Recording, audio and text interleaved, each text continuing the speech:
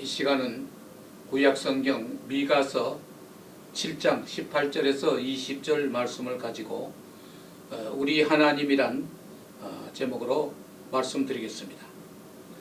미가는 남북 분단 시대인 그때의 유다의 즉 남쪽 나라의 요담과 아하스 그리고 히스기야 이 세 왕 시대의 예언 활동을 한 사람입니다. 그는 이사야와 동시대에 함께 살고 함께 예언한 분이었습니다. 미가가 살던 시대는 나라의 부패가 극심할 때였습니다. 관리들은 크게 부패했고 국민의 생활은 말할 수 없이 타락했습니다. 원수의 침략을 한가할 만한 민족의 정신력이 없었습니다. 미가는 민족의 도덕적 성격을 강화시키는 대임을 스스로 택한 사람이었습니다. 본서는 이러한 총체적 부패상에 대해 통렬히 비판하면서 하나님께로 돌아와 바로 살 것을 권면하는 말씀인 것입니다. 특히 본문은 본서의 결론으로서 하나님의 특별한 사랑에 대해서 말씀하고 있습니다. 주와 같은 신이 어디 있으리까? 라는 말로 우리 하나님을 세상의 다른 신과 구별하고 있습니다. 우리는 하나님을 일컬어 사랑의 하나님, 자비하신 하나님, 혹은 좋으신 하나님 등으로 수식하고 있으나 이 모든 좋은 수식어가 우리 하나님이란 말 안에 포함된다고 생각합니다. 우리라는 말은 나와 관계가 있고 나를 알고 나를 사랑하고 나를 보살핀다는 뜻입니다. 세상에서 수많은 아버지 어머니가 있지만 우리 아버지 우리 어머니는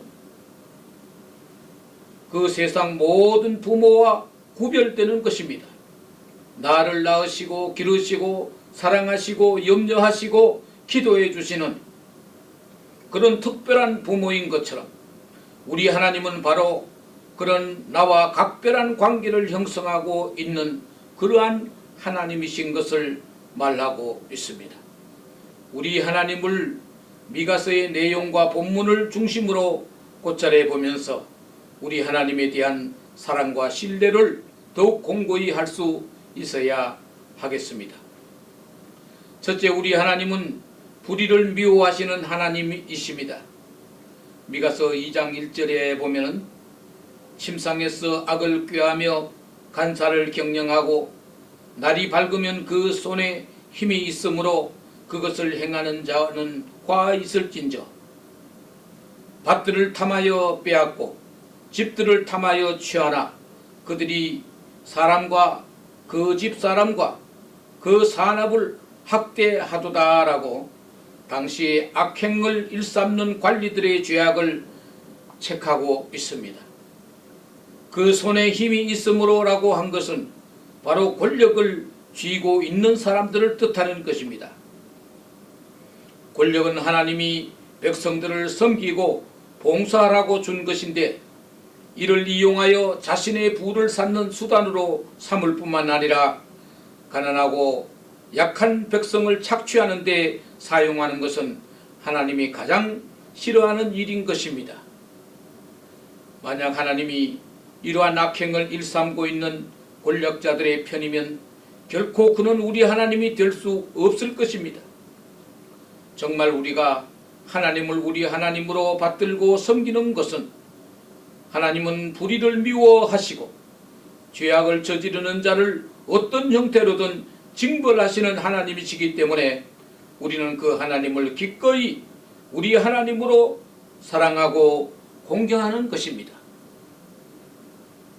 모든 공직자가 다 부패한 것은 아니지만 권력이나 세력을 가지고 있는 사람이 정직하게 꿋꿋하게 자기 마음을 지키기란 참으로 힘든 것입니다.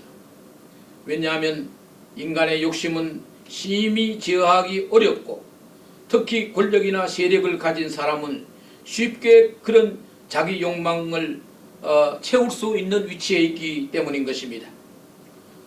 만약에 불의한 자들의 편에 서 계신 하나님이라면 일반 서민이요 보통 사람인 우리는 하나님을 우리 하나님으로 부를 수 없을 것입니다. 다만 하나님이 정의의 하나님으로서 불의를 미워하시고 책하시고 벌하시는 하나님이시기 때문에 우리는 그를 우리 하나님으로 삼을 수 있는 것입니다. 반면 그런 사악한 일을 일삼고 회개하지 않는 사람들은 결코 하나님을 우리 하나님으로 부를 수 없을 것입니다. 우리는 하나님을 좋아합니다. 그리고 사랑합니다.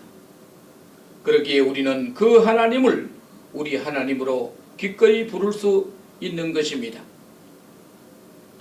둘째로 우리 하나님은 형식보다 실질적인 것을 원하시는 하나님이십니다.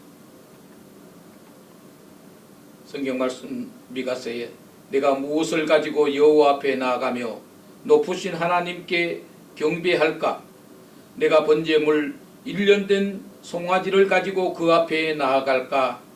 여호와께서 천천의 수양이나 만만의 강수 같은 기름을 기뻐하실까라고 말씀하고 있는데, 이는 사실과 다르다는 것을 말하는 것입니다.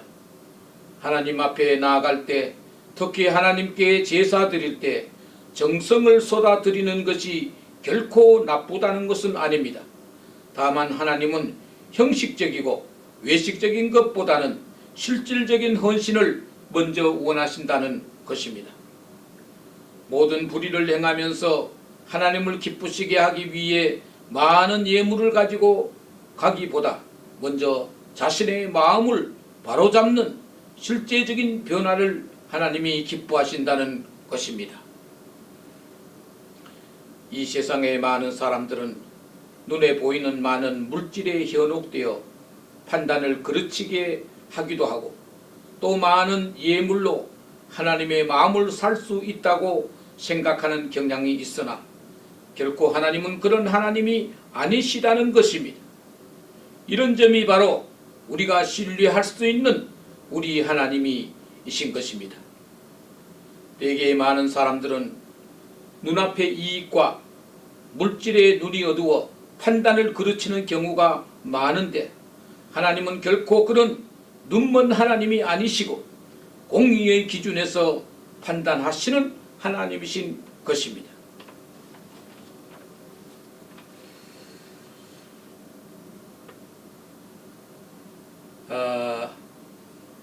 수해 전에 이곳 시드니에 있는 최대 일간지인 헤럴드지가 호주의 대표적인 교계 지도자 20명에게 설문조사를 했는데, 그 내용은 오늘날 이 시대의 가장 큰 문제점이 뭐냐라는 그런 질문이었습니다. 여기 대해서 거의 일치하는 답이 그리드, 즉 탐욕이라고 대답했다는 것입니다. 그래서 그 기사의 타이틀이 바로 Greed, It is an epidemic, 욕심, 그것은 전염병이다라는 것이었습니다. 수많은 사람들이 탐욕에 전염되었기 때문에 판단 기준이 다 흐려지게 된다는 것입니다. 많은 사람들이 오로지 판단 기준을 물질에 두는 경향이 있습니다. 그러기에 각종 불의가 그치지 않고 계속 빈발하게 되는 겁니다. 다만 이런 인간의 흐트러진 상태에도 불구하고 오로지 하나님은 결코 판단이 흐려지지 않다는 사실입니다.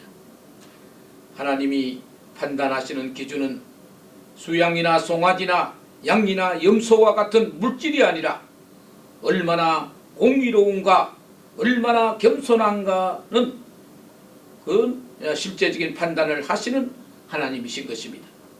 그래서 우리는 그 하나님을 믿을 수가 있습니다.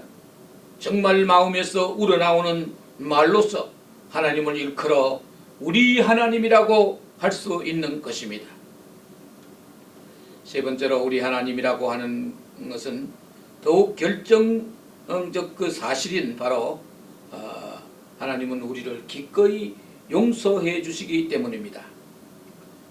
본문 말씀에 하나님은 사유하신다고 하였으며 우리를 긍휼히 여기신다고 했으며 우리의 모든 죄를 깊은 바다에 던지신다고 했습니다. 이보다 더 좋을 수가 어디 있습니까? 우리의 죄악이 얼마나 깊고 큰데 하나님이 그 모든 죄악을 사유해 주신다고 하니 정말 그가 우리 하나님이 아니면 어떻게 그렇게 할 수가 있겠습니까? 우리라는 말에는 정말 뜨거운 동지애를 느낄 수 있고 강한 결속력을 볼 수 있고 깊은 사랑을 느껴볼 수 있는 말입니다. 우리 가정이란 바로 모든 허물과 잘못을 알고도 용납하고 아끼고 위해주는 사랑의 보금자리라는 것입니다. 우리 교회, 우리 교인이란 말은 세상의 많은 교회들 중에서도 함께 신앙적으로 교류하며 혈육의 가정과는 다른 신앙의 가정을 형성한 결집체라는 뜻입니다.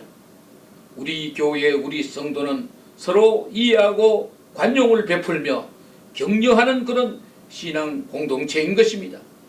얼마나 감사한지 모르겠습니다. 우리나라, 세계는 많은 나라가 있지만 우리나라 백성이란 데서 더욱 사랑과 애정을 느끼게 되는 것입니다. 가끔 동양 사람들이 섞여 있는 데서 그 한국 사람이세요? 라는 질문을 받거나 또 하게 되는 경우가 있습니다. 그러므로 대화가 트일 때 얼마나 마음에 평안과 기쁨을 느끼게 되는지 모릅니다. 우리라는 동포애가 있기 때문인 것입니다. 우리가 외국에 이민 와서 수십 년을 살아도 늘 기도할 때 조국을 위해서 우리나라를 위해서 기도하는 이유는 다른 이유가 아니요, 우리나라이기 때문인 것입니다. 우리 하나님은 정말 그 어떤 우리보다도 더 귀한 것입니다. 우리 하나님이시기 때문에 우리가 내가 많은 죄를 범하였을지라도 기꺼이 사유, 즉 용서해 주시는 것입니다. 하나님의 용서는 어떤 대가를 받고 해주는 조건부 용서가 아닙니다. 그것은 전적으로 free, 즉 무료인 것입니다. 그러나 free가 결코 cheap이라는 뜻은 아닙니다. 값으로 환산할 수 없는 고귀한 것이기에 그것이 free일 뿐입니다. 다만 우리는 반드시 그 용서를 받아들여야만 하는 것입니다. 특히 19절 하반절에서 우리의 모든 죄를 깊은 바다에 던지시리다라는 말씀이 얼마나 큰 위로와 은혜가 되는지 모릅니다. 우리 죄의 가방을 만약 땅 위에 던지시면 언젠가는 또 발견될 가능성도 있는데 깊은 바다에 던지신다는 것은 영원히 우리가 기억할 수도 없도록 없애버리신다는 뜻입니다. 바다는 이 세상에 있는 모든 땅보다 3배 이상 더 넓습니다. 그 바다에 던져버린다는 것은 다시는 찾을 수 없다는 것을 뜻합니다. 더욱이 깊은 바다는 영원토록 찾아볼 수 없도록 만들어버리겠다는 것입니다. 이것은 하나님이 우리의 죄악을 용서하시되 완전하고 확실하게 용서하신다는 것입니다. 사람들은 입으로 용서를 하고도 언젠가는 또 어떤 상황이 되면 또 그 과거사를 머리에 생각할 수도 있고 다시 입으로 꺼내 악감을 말할 수도 있으나 우리 하나님은 결코 그런 하나님이 아니시란 것입니다. 우리 하나님이시기 때문에 그것이 가능한 것입니다. 영원토록 나를 위하시고 내 편이 되어주시고 나를 분리하지 않게 하실 분, 바로 그분이 우리 하나님이신 것입니다. 18절 말씀에 주와 같은 신이 어디 있으리까? 이라는 말은 실제로 신이 여럿이 있다는 다신론적 입장에서 쓴 말이 아닙니다. 세상 사람들이 스스로 만든 그런 신들과 비교해서 하는 말입니다. 이 말은 결코 하나님만이 영원한 나의 하나님, 옳은 하나님, 좋으시고 사랑하는 하나님, 우리 하나님이 될 수 있다는 말씀인 것입니다. 하나님은 불의를 용납하지 않으시고 미워하시는 하나님이십니다. 또 하나님은 인간의 형식주의나 외형에 좌우되어 판단을 그르치는 하나님이 아니시고 마음 중심을 살피시고 아시는 하나님이십니다.